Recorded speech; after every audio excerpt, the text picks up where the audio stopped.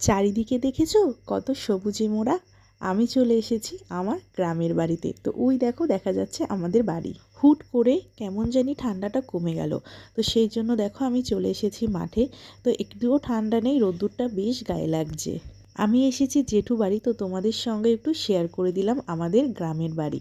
দুপুরের খাওয়া দাওয়া করে এখানে দেখো আমার জেঠি আমাকে মটরশুঁটি সেদ্ধ দিয়েছে। তো এরকমভাবে কারা কারা মটরশুঁটি সেদ্ধ খেয়েছো অবশ্যই আমাকে জানাতে পারো। আমি কিন্তু ছোটবেলায় অনেকবার খেয়েছি এরকমভাবে মা আমাকে মটরশুঁটি সেদ্ধ করে দিত।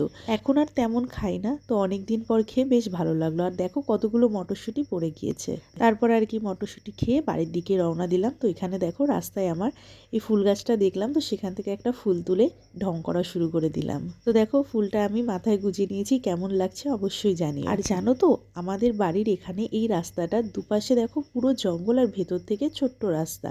এই রাস্তাটা দিনের বেলাও তেমন একটা লোক দেখা যায় না, কিন্তু সত্যি বলতে তেমন একটা ভয় লাগে না, কিন্তু রাতের বেলায় পুরো অন্ধকার থাকে, খুব ভয় লাগে। আর এখানে সারা রাস্তা ধরে আমি একাই যাচ্ছি। তো তোমরা দেখতেই পাচ্ছ কেমন চারিপাশটা জঙ্গল। আসলে আমি এখানে একটা কাজে এসেছিলাম, তো কাজটা কমপ্লিট করে আমি জেঠু বাড়ি ঘুরে তারপরে বাড়ির দিকে রওনা দিয়েছিলাম।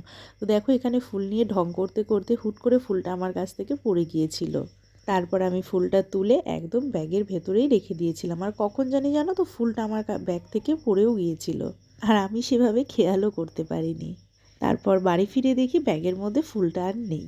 তো যাই হোক এরকম ঢং করতে করতে আমি পৌঁছে গেছি স্টেশনে। আর দেখো পেছনের দিদাটা ভাবছে আমি ক্যামেরা নিয়ে কি করছি। তারপর চলে এসেছি স্টেশনে, আর এখান থেকে ট্রেনে করে আমি বাড়ি চলে গেছি। ভিডিওটি ভালো লাগলে অবশ্যই একটি লাইক কমেন্ট শেয়ার করে পাশে থেকেও। দেখা হবে নতুন কোনো ভিডিওতে। আজকের জন্য এই পর্যন্তই, টাটা।